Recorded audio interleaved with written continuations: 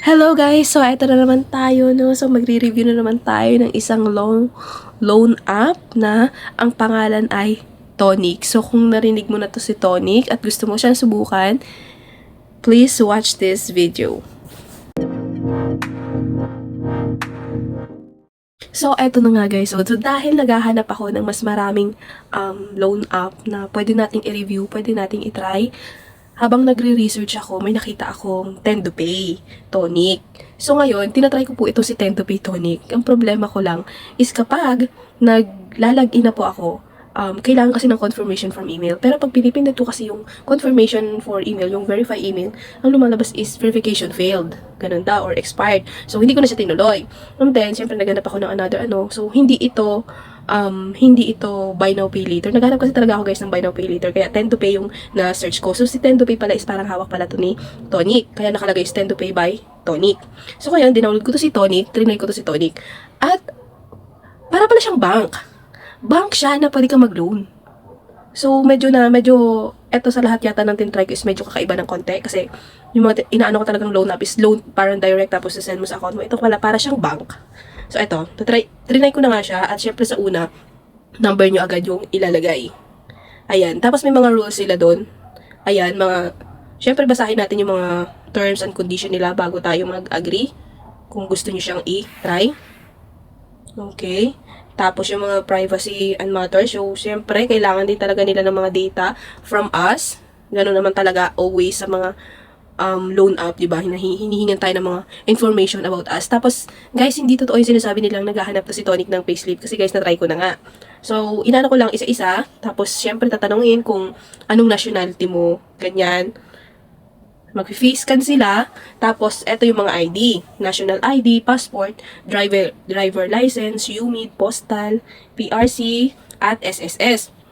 So, ang pinili ko guys is national ID. Alam niyo guys, ang national ID ko is ang address ko ay iba. Hindi dito sa lugar na pinag-i-stayan ko talaga. Kasi nga, ang tagal diba ng national ID, nakalipat na ako ng bahay, tsaka lang dumating yung national ID ko. And then, pag pinindot mo yung national ID guys, may pagpipilian ka. Ito yung maganda.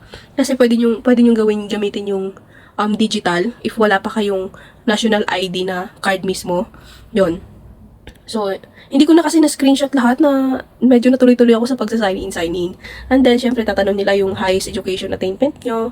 Tapos, meron silang nakalagay doon yung mga deal nila. So, no minimum balance daw, ganyan.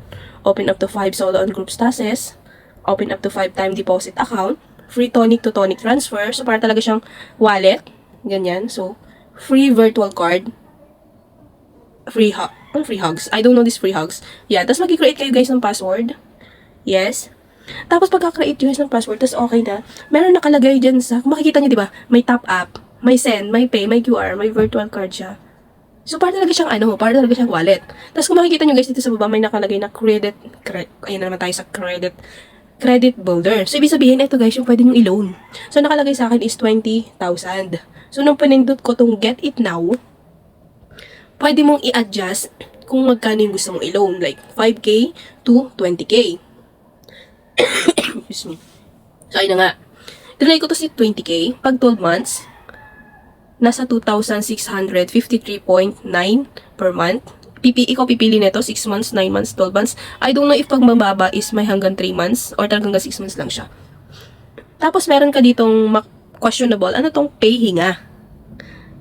But may pay hinga sila tapos may proceed with an unprotected loan. Nakalagay dito sa pay hinga is payment holiday bundle with credit life insurance for an additional 261.66 per month.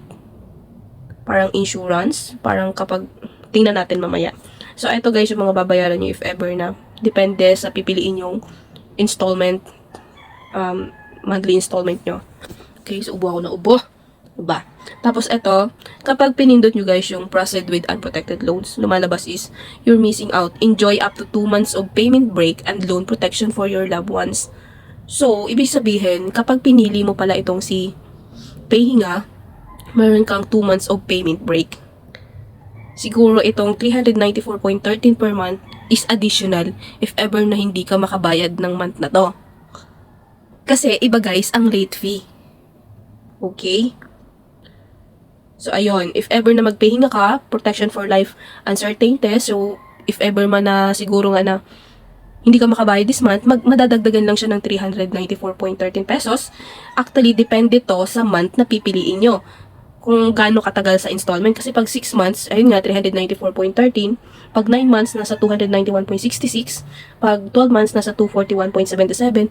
Yun ay per month if ever na hindi ka makapagbayad. Okay? So, yun naman guys is kapag 20k yung iloloan nyo.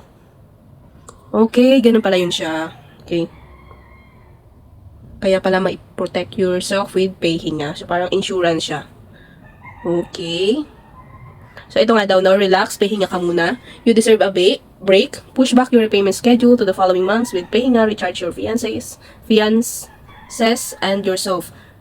I don't know kung ito ba is pagka yung payment, ano mo, is papahinga muna ng 2 months, like hindi ka muna magbabayad ng 2 months. I don't know if ganun nag-work si Tonic. So, kung na-experience nyo si Tonic at na-try nyo na tong Payhinga, baka pwede nyo namang i-share dyan sa comment section. So, okay. So, ganito.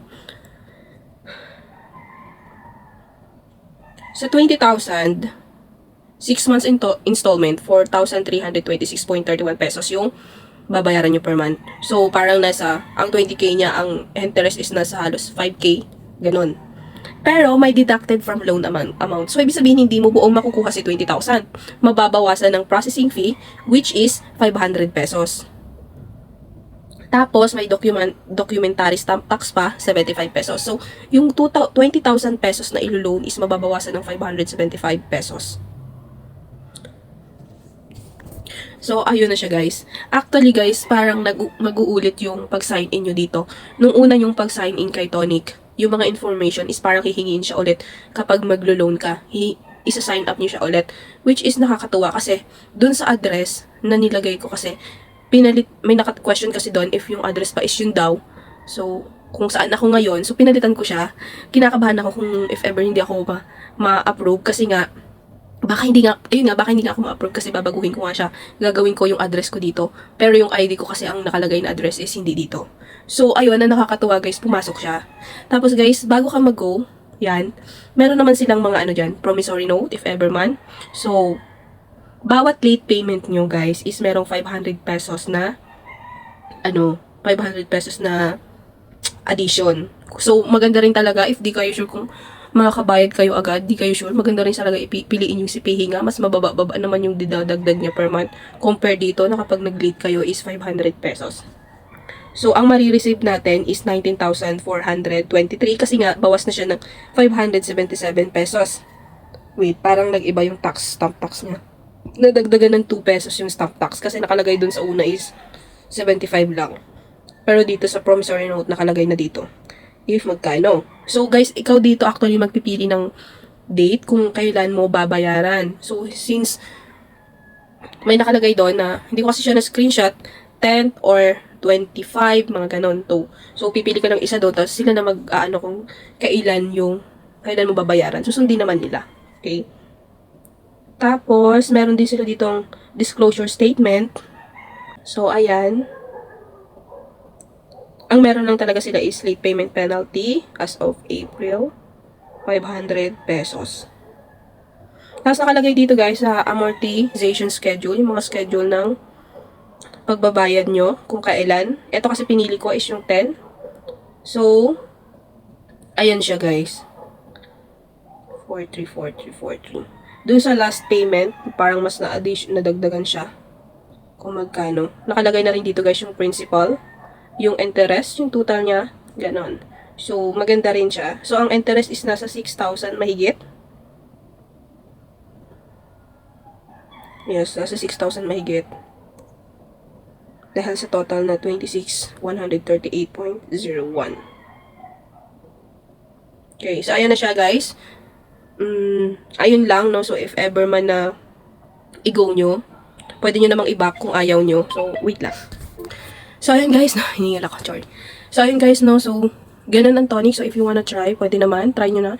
At, meron akong mga nabasa nga pala guys na once nag-delete ka ng account kay Tonic, mahirap na ibalik. Pero pwede naman daw magpabalik. I-email mo na lang daw sila. Pero, sabi kasi So, ayun na nga guys, no? So, legit naman si Tonic. Para din siyang e-wallet, pwede din siyang istaka ng money. Pag nag-transfer ka guys is may 8 pesos. Pero kapag Tonic to Tonic yung transfer is wala naman siyang fee. So, ayun, maganda naman siya. At I hope may natutunan kayo ulit or nagkaroon kayo ulit ng idea. Pero di ko naman sinasabi na mag-loan kayo. Ilong yung pera di nyo babayaran, wag naman ganon, okay? So, maging responsible pa rin po tayo sa mga utang natin. Kapag may juice tayo, kailangan ilista na lang natin para hindi na natin makalimutan. Wag natin sirain ng tiwala na binibigay sa atin ng mga ganitong classic application kasi sa totoo lang, hindi lahat nabibigyan ng chance or na-approve sa mga ganitong app para makapag-loan, okay? So, eto mga app na to is para lang meron tayong mga alam din kahit paano if ever na magkaroon tayo ng emergency funds o sobrang kailangan natin ng pera kasi mahirap din naman mangutang sa mga tao, sa mga kamag-anak natin, di ba? So, ayun, nagbigay na natin ng aral. So, mahirap din kasi mangutang tayo sa mga kamag-anak natin or what kasi di naman natin alam kung ano yung pinagdadaanan mga yan. Tulad ng may utang sa akin, is ay bayaran mo na. Okay? So, ayun lang. Thank you so much.